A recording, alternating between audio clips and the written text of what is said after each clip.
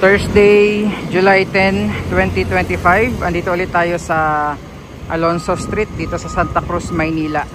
So pakita ko lang sa inyo muna. Andito yung Cayetano Arellano High School. Ayan yung pahabang yan, kulay blue-green yung gate. Tapos ayan yung building ng school. And andyan lang po, no? So almost half nitong building na to is covered or tinakpan, hinarangan ng bagong tayong barangay hall dito sa barangay 313 Zone 31 sa District 3, Barangay Santa Cruz, Manila. And just to give you an update po, no, nag-start kahapon yung demolition nito dahil sa mga violations. According to Yorme, walang building permit. And isa sa mga main concern dito is talagang nakaharang siya sa bangketa, no? And ito madalas yung dinadaanan ng mga estudyante na lalabas mula dun sa school. Ayan, no? So talagang harang na harang.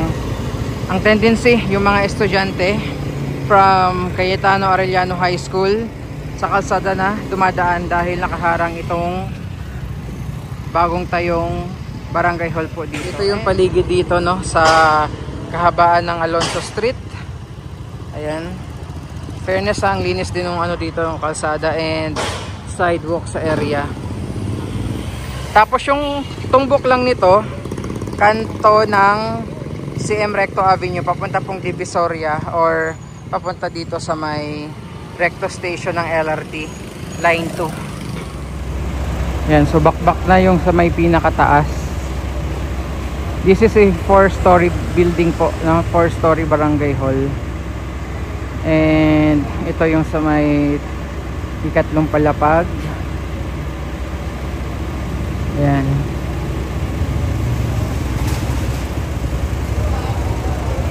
Yung ikalawang palapag. So ito na yung update ng ongoing demolition po nitong building. Then dito sa may ground floor.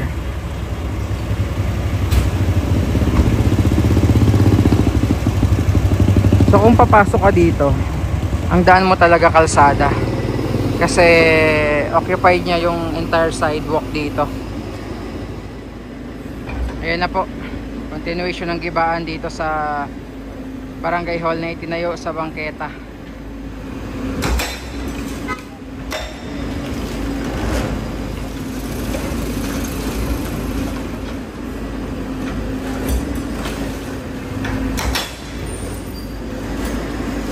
Kahapon pala nakapasok tayo dyan, umakyat tayo hanggang dun sa ikatlong palapag. So panoorin nyo na lang po yung itsura sa loob nyan. Makitid lang siya na barangay hall. May certain area nga dyan na isang tao lang yung pwedeng dumaan kasi makitid yung pinagtayuan po, no, pinilit sa sidewalk. So dito tayo sa gilid ng school. Ito yung dinadaanan ng mga estudyante, no? Pag palabas, papasok sila dito sa Cayetano Arellano High School. And tingnan nyo po yung tumbok.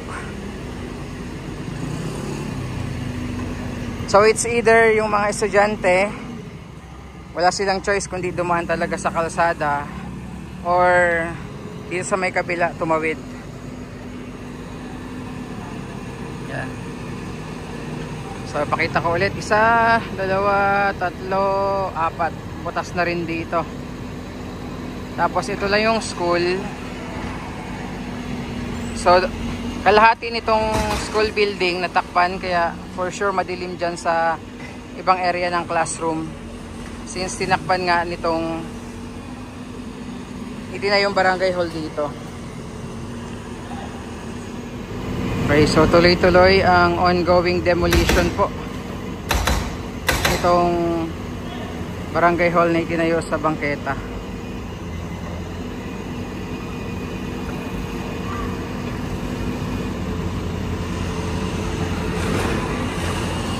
Parang mga 2 metro lang ata, no, estimation natin dito sa sidewalk. So just imagine kung gaano ka kitid yung loob ng barangay hall na to. Tapos meron pang gap kasi dito sa gilid. O, tingnan nyo po. So may gap na maliit. Tapos ganyan lang siya kalaki. Parang dalawang dipa yung lawak nitong sidewalk dito.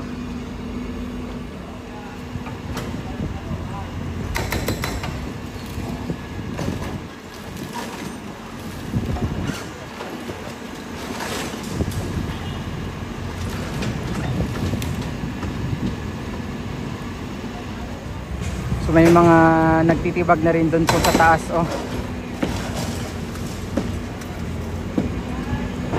And kasabay nitong heavy equipment dito sa baba.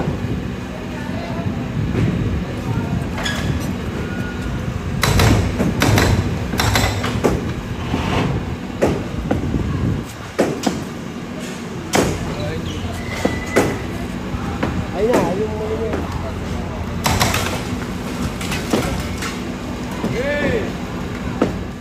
So while naghahakot itong heavy equipment, no, ng mga debris, doon naman sa taas, and mano-manong pukpukan dito sa building, no, mano-manong tibagan.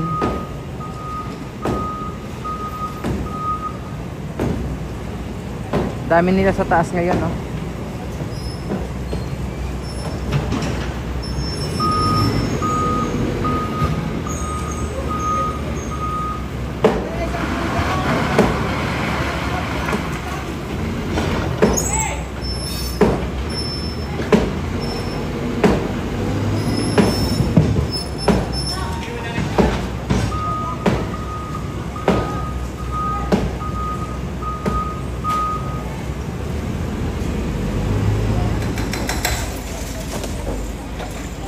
Ito yung nagja-jackhammer dun sa pinakataas nung building. Ayan. Tapos meron ding mga nagmamano-manong tibag.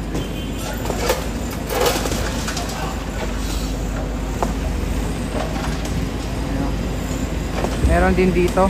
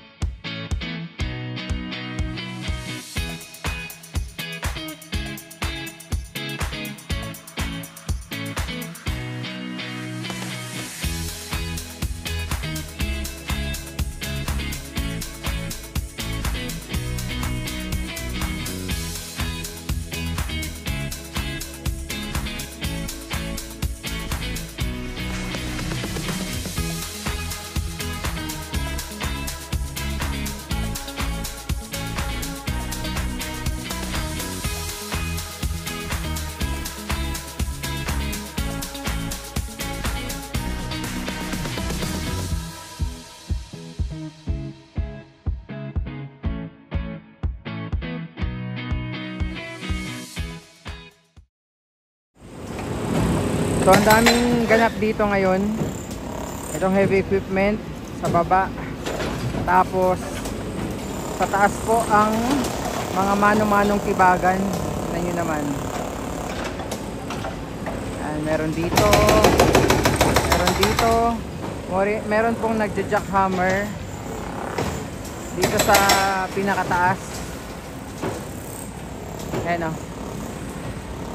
Tapos dito ulit, no, mga mano-manong tibagan.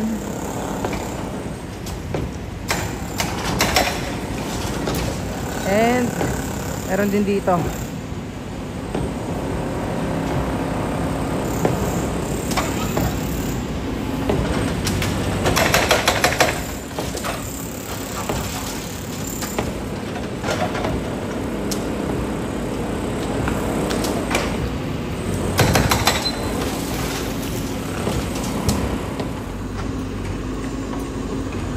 Ito naman yung sa may kabilang side nung barangay hall.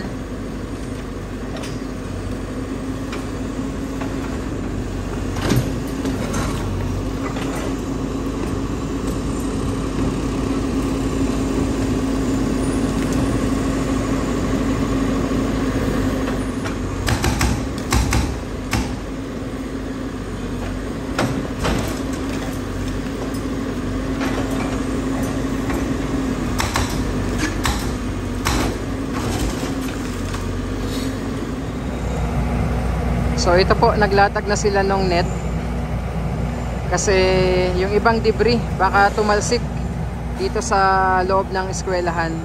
So pinastop muna for a while para maglatag po nung net, no, mula dun sa taas. Kasi nagja-jackhammer sila dun sa taas. Kanina may mga naglalaglagang mga debris ng semento. Baka pumasok sa loob ng eskwelahan at may tamaang mga estudyante. So for safety po ng bawat isa dito, naglagay sila ng net, maglalagay na sila ng net.